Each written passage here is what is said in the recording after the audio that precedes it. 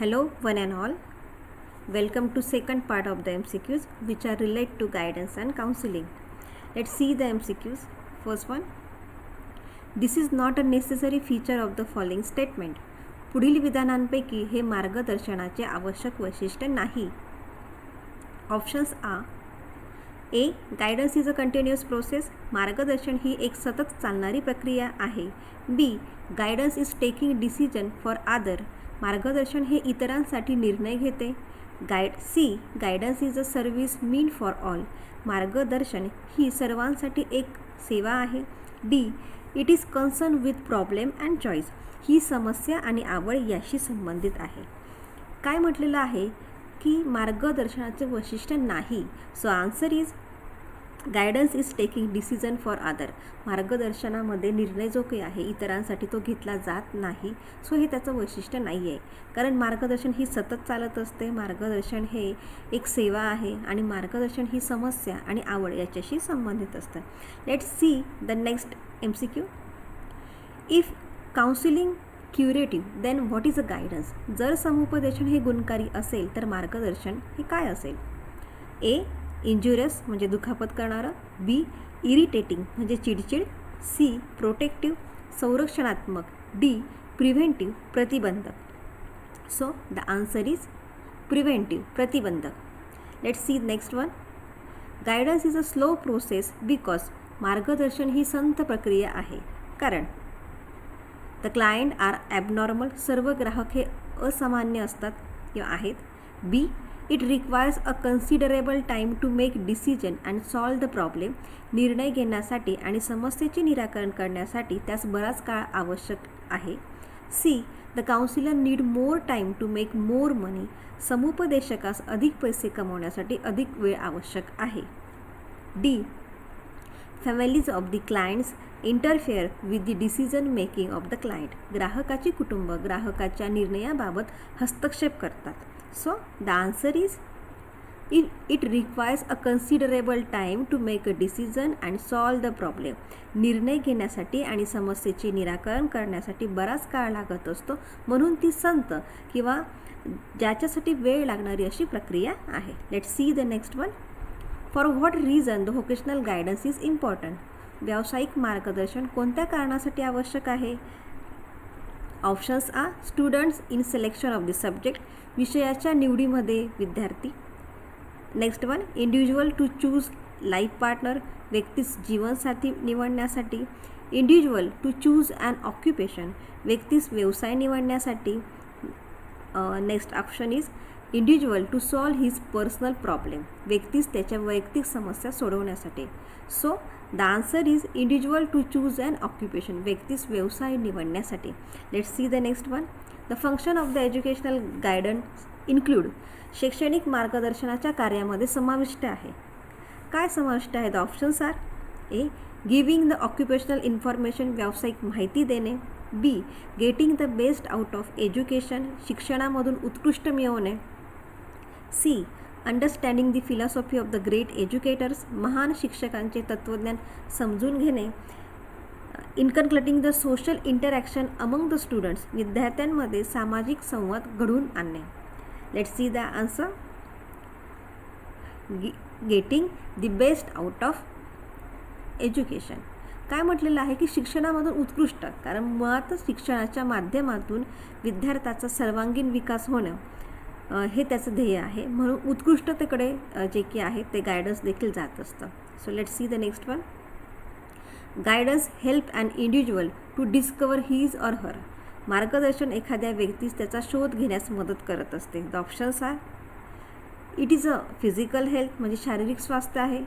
B. It is a mental nature मानसिक स्वभाव आहे. C. It is a potentiality क्षमता आहे. की D. Efforts. The answer is potentiality म्हणजे क्षमता. म्हणजे एखाद्या व्यक्तीला मार्गदर्शन करण्यासाठी किंवा त्याच्यातून काहीतरी शोध घेण्यासाठी मदत करणे म्हणजे ही एक प्रकारची क्षमता असते. Next one. What is the philosophical aim of guidance. मार्गदर्शनाचे तात्विक ध्येय काय आहे. Options are. Self realisation and self direction. आत्मज्ञान आणि स्वतःची दिशा. B. Reshaping and reconstructing the people of the society. आकार बदलणे आणि समाजातील लोकांची पुनर्रचना. C. Save youth from stresses and strains of developing the society. विकसित समाजातील तरुणांना ताणतणावातून वाचवणे. And D. Satisfy the need of the belongingness and लव. आपुलकीची आणि प्रेमाची आवश्यकता पूर्ण करणे. तर काय आहे मार्गदर्शनाचे तात्विक ध्येय? So answer is self realisation and self direction. आत्मज्ञान आणि स्वतःची दिशा. तत्त्वज्ञान काय सांगत असतं की आपल्याला नेमकं काय करायचं आहे, किंवा तत्त्वज्ञानामुळे अवेअरनेस व जाणीव जी आहे ती निर्माण होत असते. सो हे त्याचा आन्सर आहे. Let's see the next one. Choose the correct meaning of the principle of guidance. मार्गदर्शक तत्वाचा योग्य अर्थ निवडा. Options A. तो एक कायदा आहे. बी. ॲटिट्यूड आहे. सी. बिहेवियर म्हणजे वर्तन आहे. डी. फंडामेंटल सोर्सेस आहे, मूलभूत स्रोत आहे. So the answer is fundamental sources. ते एक मूलभूत स्रोत आहे. तत्व काय सांगत आहे की बेस काय आहे, आधार काय आहे. Next one. Guidance is a process of solving problem of the individuals. मार्गदर्शन ही व्यक्तीची समस्या सोडवण्याची प्रक्रिया आहे. So options are. A. Through the counsellor. समुपदेशकाद्वारे ती सोडवली जाते का समस्या. B. Through the parents and teachers. पालक आणि शिक्षकांच्या माध्यमातून. सी. थ्रू द फ्रेंड्स म्हणजे मित्रांद्वारे ती सोडवली जाते. की D. Through their own efforts त्यांच्या स्वतःच्या प्रयत्नातून. So the answer is through the parents and teacher.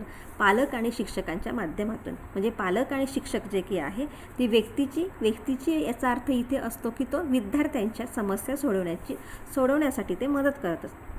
Let's see the next one. Educational guidance is directly concern to whom. शैक्षणिक मार्गदर्शन कोणाशी थेट संबंधित आहे. Options are. ए. प्युपिल्स म्हणजे विद्यार्थी. बी. टीचर्स म्हणजे शिक्षक. सी. पॅरेंट्स म्हणजे पालक. डी. पॉलिटिशियन्स म्हणजे राजकीय.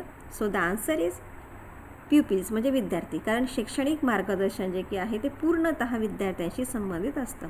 Let's see the next one.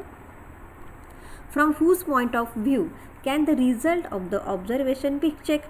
निरीक्षणाचा निकाल कोणाच्या दृष्टीने तपासला जाऊ शकतो. ऑप्शन्स आ. रिलायबिलिटी म्हणजे विश्वसनीयता. बी. ऑब्जेक्टिव्हिटी म्हणजे वस्तुनिष्ठता. युजबिलिटी म्हणजे उपयोगिता. आणि डी. सब्जेक्टिव्हिटी म्हणजे व्यक्तिनिष्ठता. So the answer is reliability म्हणजे विश्वसनीयता जी की आहे ती निरीक्षणामध्ये असली पाहिजे. Let's see the next one. Which techniques is useful for studying the influence of the heredity and environmental factors of the child development. मुलाच्या विकासावर आनुवंशिकता आणि पर्यावरणीय घटकांच्या प्रभावाचा अभ्यास करण्यासाठी कोणते तंत्र उपयुक्त आहे. Let's see the options. Sociometric म्हणजे सामाजिक ऑब्झर्वेशन निरीक्षण. सी. इंटरव्ह्यू म्हणजे मुलाखत. And D. होम व्हिजिट गृहभेटी. So answer is observation. निरीक्षणाच्याच माध्यमातून आनुवंशिकतेचा आणि पर्यावरणाचा विद्यार्थ्यांच्या किंवा मुलांच्या विकासावरती काय परिणाम होत आहे ते आपल्याला दिसत असतं. Let's see the next one. How is the interview technique. मुलाखत हे कसं तंत्र आहे. ऑप्शन्स आ. पर्स्पेक्टिव्ह दृष्टिकोनात्मक. नेक्स्ट बी आहे सब्जेक्टिव्ह म्हणजे विषयनिष्ठ. सी आहे इलेक्टिव्ह म्हणजे वैकल्पिक. आणि डी आहे ऑब्जेक्टिव्ह म्हणजे वस्तुनिष्ठ. So the answer is perspective दृष्टिकोनात्मक. मुलाखत तंत्र जेव्हा आपण सिलेक्ट करतो किंवा ते ज्यावेळेस ते निवडत असतो त्यावेळेस एक कुठली तरी दृष्टिकोन जो काही आहे तो मुळातच त्या मुलाखत तंत्राद्वारे डेव्हलप होत असतो. So the answer is a perspective. Next one. Observation deals with the behaviour of the individuals in appropriate situation. Who define this. योग्य परिस्थितीत व्यक्तीच्या वागण्याशी निरीक्षण संबंधित आहे. ही व्याख्या कोणी सांगितलेली आहे. So options are. A. Good. B. Hatt. C. Allens. And D. Hamlin. तर आन्सर जे आहे ते आहे गुड यांनी ही ऑब्झर्वेशनची डेफिनेशन जी आहे ती दिलेली आहे. So let's see the next one. What is the essential to maintain a balance between one own needs and those that meet these need. स्वतःच्या गरजा आणि या गरजांचे समाधान करणारी परिस्थिती यामध्ये संतुलन राखण्यासाठी काय गरजेचे आहे. So options are. A. Adjustment. बी. माल ॲडजस्टमेंट म्हणजे असमायोजन, सी काउन्सिलिंग म्हणजे समुपदेशन, डी गायडन्स म्हणजे मार्गदर्शन. So the answer is adjustment. कुठल्याही परिस्थितीशी जेव्हा समायोजन साधायचं असेल किंवा कुठल्याही गरजेशी जेव्हा साधायचं असेल किंवा संतुलन राखायचं असेल तर समायोजन साधणं किंवा ॲडजस्टमेंट करणं हे अत्यंत गरजेचं असतं. Let see the next one. What are the 2 methods of transmitting information. माहिती प्रसारित करण्याच्या 2 पद्धती कोणत्या आहेत? Options are A individual contact and group contact वैयक्तिक संपर्क आणि गटसंपर्क, बी कॉन्फरन्स अँड इंटरव्ह्यू परिषद आणि मुलाखत, C home visit and observation गृहभेटी आणि निरीक्षण, D tutorials and school club शिकवणे आणि शाळा क्लब. तर त्याचं आन्सर आहे tutorial and school club. Transmitting the information म्हणजे इन्फॉर्मेशन ही काय करायची, प्रसार करायचा, त्याचा प्रचार करायचा आहे. आणि एज्युकेशनल गायडन्सचा ज्यावेळेस आपण विचार करत असतो त्यावेळेस विद्यार्थी आणि शिक्षक प्रामुख्याने ह्याच 2 फॅक्टर्सचा किंवा ह्या 2 एलिमेंटचा मुख्यतः त्याच्यामध्ये विचार जो काही आहे तो करण्यात येत असतो. So the tutorials and the school club is the answer. Okay, I hope so you all understand all these MCQs. So thank you very much.